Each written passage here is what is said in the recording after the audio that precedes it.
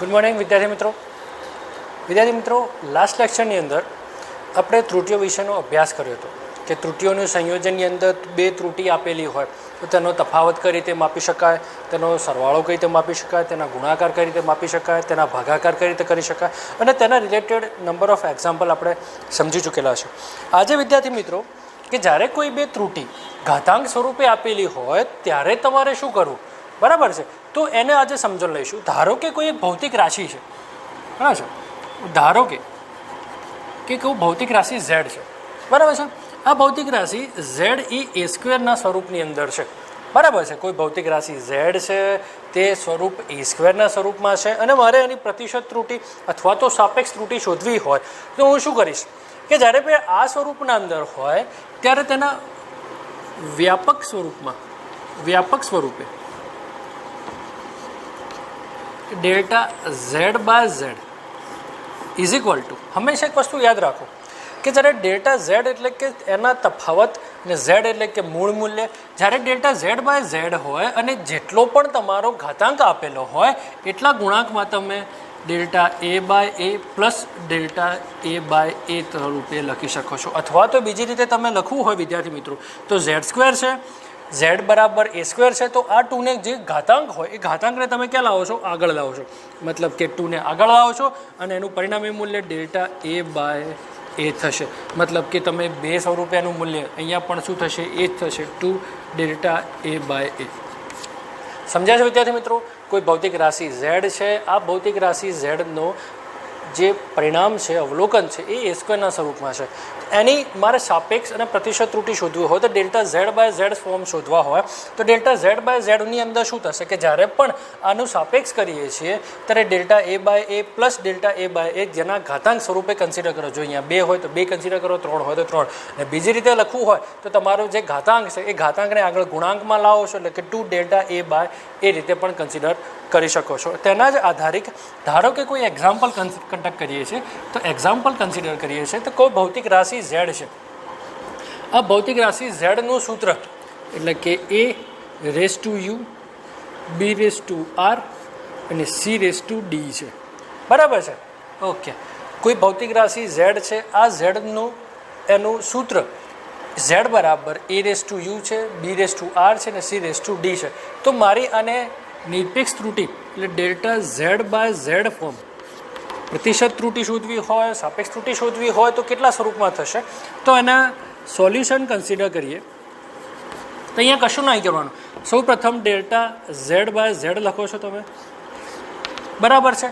તમારો ઘાતાંક એનો ઘાતાંક કેટલો છે કે યુ છે તો એના ગુણાંકમાં લાવો એટલે આ યુ ગુણાંકમાં આવશે અને એનું સાપેક્ષ નિરપેક્ષ કેટલું થશે કે સાહેબ ડેલ્ટા એ ભાગ્યા એ થશે. પ્લસ એ જ રીતે અહીંયા એનો ઘાતાંક બીનો ઘાતાંક કેટલો છે? આર છે તો અહીંયા લખીશું આર ડેલ્ટા બી બાય બી થશે. પ્લસ આનો હંમેશા એક વસ્તુ યાદ રાખો, જો અહીંયા ગુણાકારમાં હોય તો એનો સરવાળો કરીએ છીએ. આ વસ્તુ યાદ રાખો, જ્યારે ગુણાકાર હોય, ભાગાકાર હોય તો ભાગાકારની અંદર કોઈ પણ રાશિ હોય તો એ ભાગાકારનું સામે સાપેક્ષ સ્વરૂપે એનો સરવાળો કન્સિડર કરીએ છીએ એટલે કે સી નો કેટલો ઘાતાંક છે? ડી છે તો ડેલ્ટા સી બાય સી થશે. આ એનું વ્યાપક સ્વરૂપ થયું, બરાબર છે? તો ઝેડ આપેલ સૂત્રની અંદર ઝેડની સાપેક્ષ ત્રુટિ કેટલી થશે કે સાહેબ ઝેડની સાપેક્ષ ત્રુટિ એટલે કે ડેલ્ટા ઝેડ બાય ઝેડ. અહીંયા એ ભૌતિક રાશિ છે એનો ઘાતાંક કેટલો છે? યુ છે તો યુને ગુણાંકમાં ડેલ્ટા એ બાય એ. આનું શું થશે? બી, એનો ઘાતાંક છે આર તો R delta B by B, C raise to D એટલે D raise delta C by C થશે. આનું વ્યાપક સ્વરૂપે છે. હવે એના જ આધારિત આપણે એક એક્ઝામ્પલ કન્સિડર કરીએ છીએ. ચલો, આ એક્ઝામ્પલ આપણી બુકનો જ છે, ઉદાહરણ સ્વરૂપે છે. અહીંયા એક્ઝામ્પલ આપેલું છે કે કોઈ એક ભૌતિક રાશિ પીના માપન એક ભૌતિક રાશિ કોઈ એક ભૌતિક રાશિ પીના માપનના યોગ્ય ચાર રાશિ ભૌતિક રાશિ પીના માપન માટે ચાર યોગ્ય રાશિ એ, બી, સી અને ડીનો ઉપયોગ કરીએ છીએ અને તેનો સંબંધ પી બરાબર ए क्यूब बी स्क्वेर √c અને ડી છે, બરાબર છે. હવે અહીંયા વધારામાં કહે છે કે કોઈ એક ભૌતિક રાશિ પીના માપન માટેના 4 યોગ્ય રાશિ એ બી સી અને ડી છે. હવે તેનું સૂત્ર તમને આપેલું છે પી બરાબર એ ક્યુબ બી સ્ક્વેર √c ઇન્ટુ ડી છે. જ્યારે એની પ્રતિશત ત્રુટિ અહીંયા આપેલી છે કે એની પ્રતિશત ત્રુટિ કેટલા છે 1% છે, બીની પ્રતિશત ત્રુટિ 2% છે, સીની પ્રતિશત ત્રુટિ 2% છે અને ડીની પ્રતિશત ત્રુટિ 3% છે, બરાબર છે. તો પીની પ્રતિશત ત્રુટિ શોધો. ચલો ક્લિયર વિદ્યાર્થી મિત્રો. અહીંયા પીની પ્રતિશત ત્રુટિ અહીંયા તમારે શોધવાની છે. એકદમ સિમ્પલ ને સહેલામાં સહેલો એક્ઝામ્પલ છે. અહીંયા હાલ જે પ્રમાણે આપણે ભણાવ્યું એ જ પ્રમાણે આગળ કન્સિડર કરવાનું છે. અહીંયા પી એક ભૌતિક રાશિ છે. આ ભૌતિક રાશિનું અંદર 4 રાશિઓ છે એ બી સી અને ડી છે. આ મેન રાશિ છે, જ્યારે બીજી બધી ભૌતિક રાશિઓ છે. મારે આ પીની શું શોધવાની છે? પ્રતિશત ત્રુટિ શોધવાની છે. આ પીની પ્રતિશત ત્રુટિ શોધવા માટે તમારે સૌપ્રથમ શું કરશો? ઓકે, સૌપ્રથમ આનું સોલ્યુશન કન્સિડર કરીએ છીએ. સૌથી પ્રથમ વિદ્યાર્થી મિત્રો શું કરો કે આ જે તે સૂત્ર તમને આપ્યું ને એ સૂત્ર લખો. પહેલાં તો સમજો, તમને એક્ઝામ્પલથી સૌથી વધારે ખ્યાલ આવશે. પી બરાબર એ ક્યુબ બી સ્ક્વેર √c ઇન્ટુ ડી છે, બરાબર છે. હવે તેને સાપેક્ષ ત્રુટિ સ્વરૂપે આપેલ સૂત્રને સાપેક્ષ ત્રુટિ સ્વરૂપે લખતા શું થશે? આનું delta P by P is equal to શું થશે? સમજો, એની જેટલી ઘાત છે 3 ઘાત છે એટલે 3 આગળ આવશે, ગુણાંકની અંદર આવશે. તો 3 ઇન્ટુ શું થશે? પિન્ટુ આનું લ્યો કે લાલા ડેલ્ટા એ બાય એ થશે. ચલો ક્લિયર. પ્લસ બીની જેટલી ઘાત છે કે સાહેબ 2 ઘાત છે, તો અહીંયા લખશું 2 ઇન્ટુ પિન્ટુ ડેલ્ટા બી બાય બી. ચલો કે સાહેબ હવે તો આવ્યું વર્ગમૂળ. ચાલો સાહેબ વર્ગમૂળ નથી આવડતું, તો આપેલ સૂત્રને આ રીતે લખી શકાશે એ ક્યુબ બી સ્ક્વેર સી એટલે કે વર્ગમૂળમાં છે તો એની કેટલી ઘાત થશે? 1/2 ઇન્ટુ ડી એટલે કે એની કેટલી ઘાત કહેવાશે? 1 પાવર કન્સિડર થશે, બરાબર છે વિદ્યાર્થી મિત્રો. તો પ્લસ ડેલ્ટા બી બાય બી, એના પછી ત્રીજી એટલે કે સી ગુણાકાર ભાગાકારમાં છે પણ આપણે સરવાળા સ્વરૂપે કન્સિડર કરશું. એટલે કેટલી ઘાત છે? 1/2 છે into delta C by C plus delta D by D. ચલો આ ક્લિયર. આ દરેક પદ એ સાપેક્ષ ત્રુટિના સ્વરૂપમાં આવી ગયું છે. હવે તમારે એને શોધવાનું છે કે ભાઈ પ્રતિશત ત્રુટિ સ્વરૂપે આપેલ આ શું છે? સાપેક્ષ સ્વરૂપ છે. હવે તેને શેમાં ફેરવશું આપણે? પ્રતિશત સ્વરૂપે.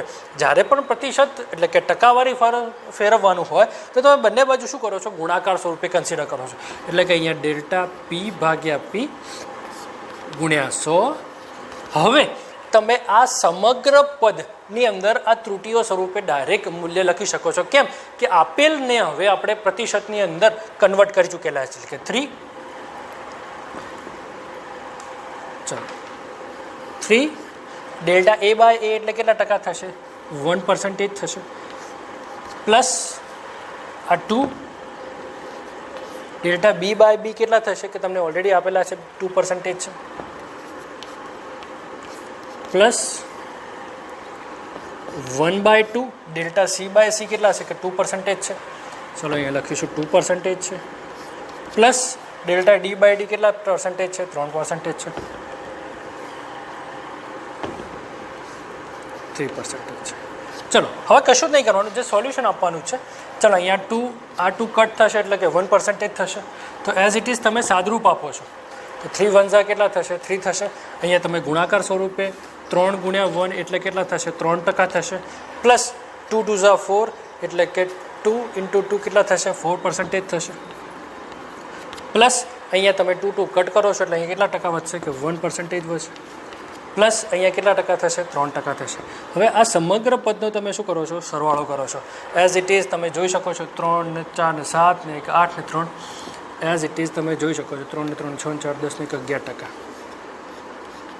મતલબ કે આપેલ ડેલ્ટા પીની અંદર प्रतिशत त्रुटि केटली थशे के आपेल समक्ष सूत्रनी अंदर के p बराबर a³ b² under root c અને d ની અંદર જોવા મળતી સાપેક્ષ પ્રતિશત ત્રુટિ તમને કેટલા જોવા મળે છે કે સાહેબ મને 11% જોવા મળે છે. એમ જેમ જેમ અહીંયા સાપેક્ષ ત્રુટિઓનું મૂલ્ય બદલાશે તેમ તેમ અહીંયા જોવા મળતી અંતિમ ત્રુટિ પણ એનું મૂલ્ય શું થશે બદલાશે. હવે એને જ આધારિત એક બીજો આપણે એક્ઝામ્પલ કન્સિડર કરીએ છીએ. આ એક્ઝામ્પલની અંદર તમે જોઈ શકો છો એઝ ઇટ ઇઝ. ઓકે, નવો એક્ઝામ્પલ આપણે જોઈએ છીએ. આ નવા એક્ઝામ્પલની અંદર કહે છે કે એક્ઝામ્પલ નંબર 2. આ નવા એક્ઝામ્પલની અંદર ઓકે, આપેલ ભૌતિક રાશિ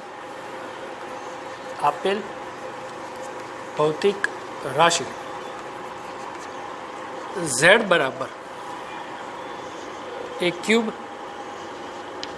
b³ c⁻³ અને d⁻√d બરાબર છે. ચલો અંદર વેરિએશન કરવું હોય તો તમે બીજી રીતે વેરિએશન આ રીતે તમે લખી શકો છો √c.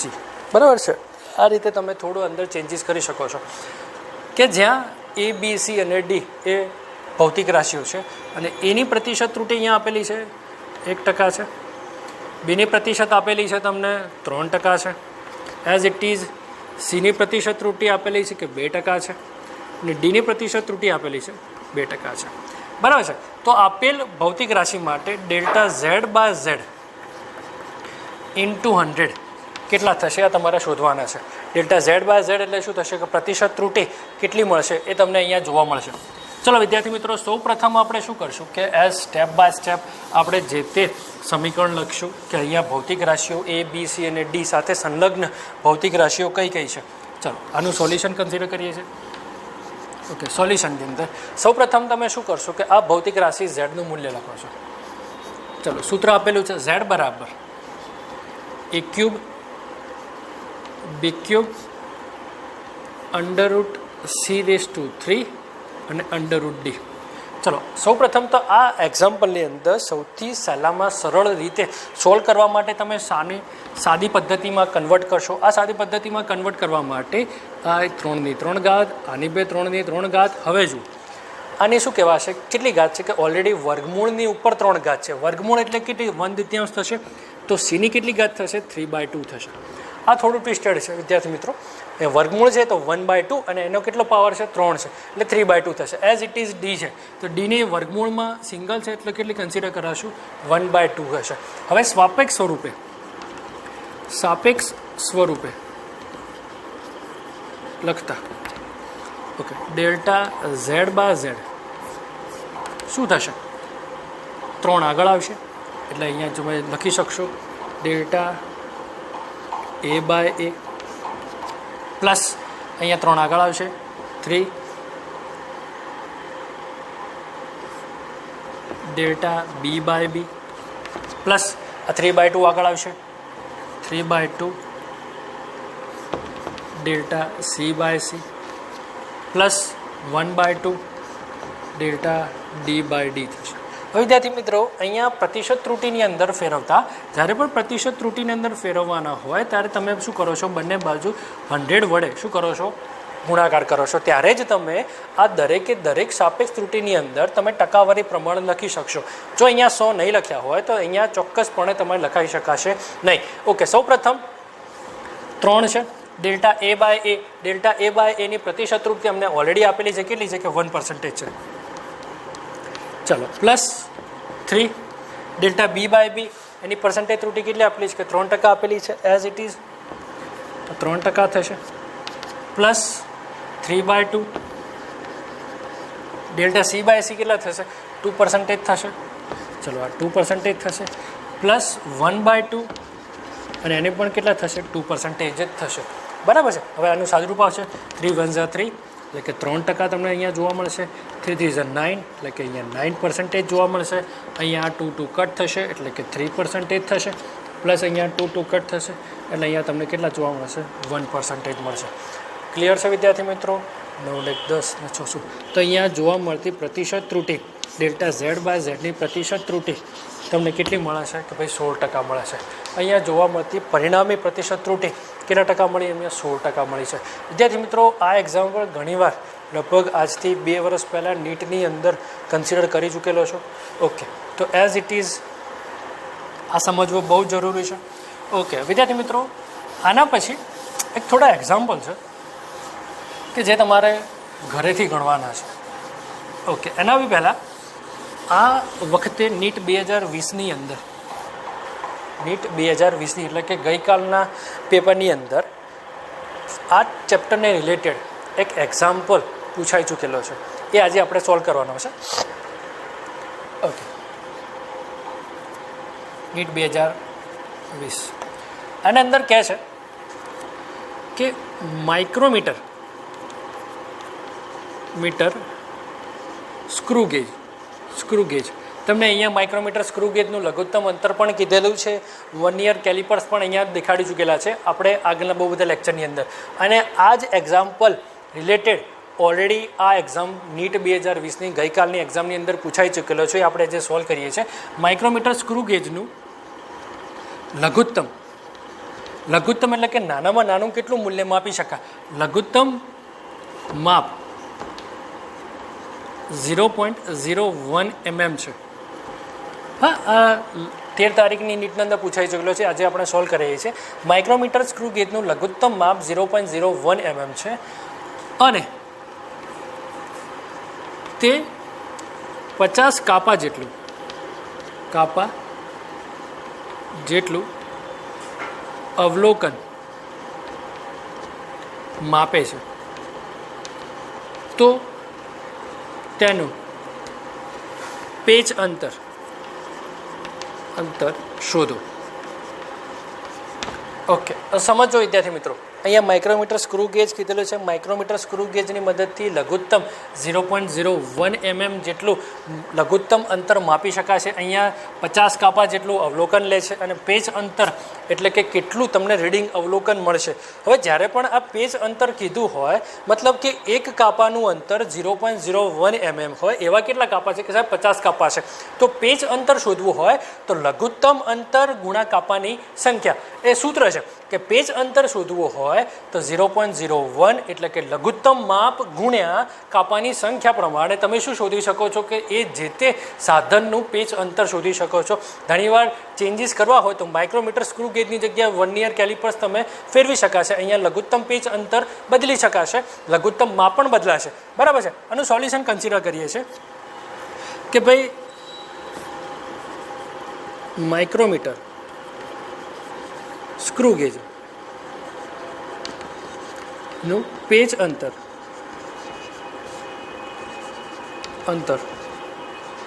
ડી બરાબર શું થશે? લઘુત્તમ માપ ગુણ્યા કાપાની સંખ્યા.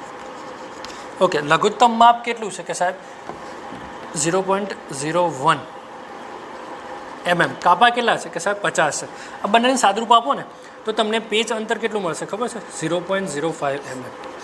આ તમારા ગઈકાલની નીટનો એક એક્ઝામ્પલ છે. એકદમ જો તમને ખ્યાલ હોય, ઘણીવાર ટ્વિસ્ટના અંદર એમ પૂછી શકાય કે પેચ અંતર આટલું છે, બરાબર છે, કાપાની સંખ્યા આટલી છે, તો તમને પેચ લઘુત્તમ અંતર કેટલું શોધી શકાય. અથવા તો થોડું ટ્વિસ્ટ કરવું હોય તો તમને એઝ ઇટ ઇઝ લઘુત્તમ માપ આપેલું હોય, પેચ અંતર આપેલું હોય અને કે કેટલા કાપાની સંખ્યા થશે તો આ રીતે ટ્વિસ્ટ કરીને પૂછી શકાશે.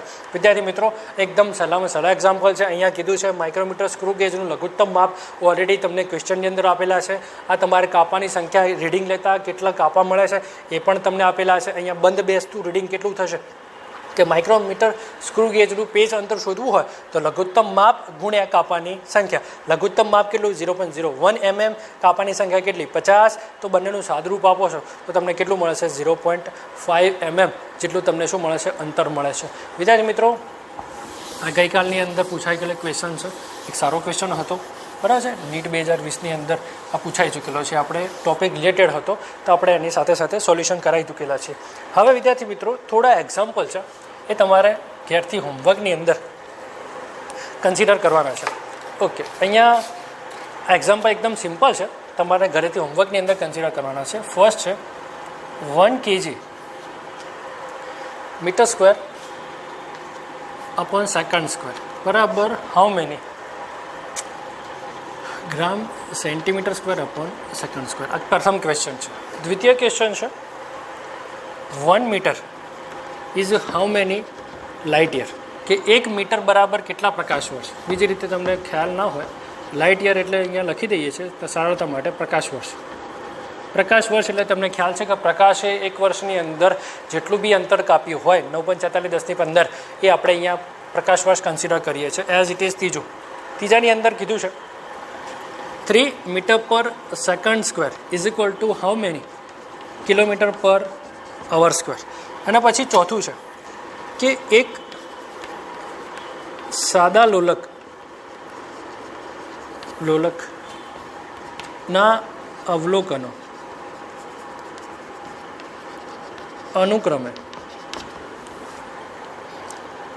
2.30 सेकंड 2.35 सेकंड 2.28 सेकंड 2.31 सेकंड અને 2.32 સેકન્ડ હોય તો તમારે સાપેક્ષ, નિરપેક્ષ અને પ્રતિશત ત્રુટિ શોધવાની છે। બરાબર છે। અહીંયા તમારે કીધું છે સાપેક્ષ, નિરપેક્ષ અને પ્રતિશત ત્રુટિ શોધવાની છે। એના પછી પાંચમો છે z બરાબર a² b³ √c⁴ અને d⁻³ ચલો અંડરરૂટ જ રાખીએ છીએ, કશું નથી રાખતા।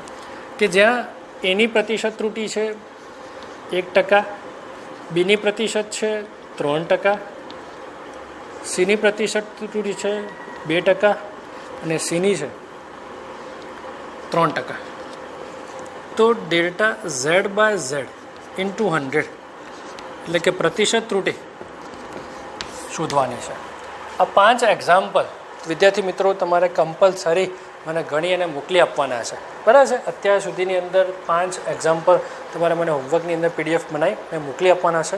એના પછીના નેક્સ્ટ ચેપ્ટરની અંદર એક ભૌતિક પારિમાણિક રીતની અંદર પારિમાણિક વિશ્લેષણની અંદર કયા સૂત્રો સાચા છે, કયા સૂત્રો ખોટા છે, પારિમાણિક દ્રષ્ટિએ કયું સાચું છે, કયું ખોટું છે એ આપણે નેક્સ્ટ લેક્ચરની અંદર ચર્ચા કરી અને ચેપ્ટર નંબર 3ની શરૂઆત કરીશું।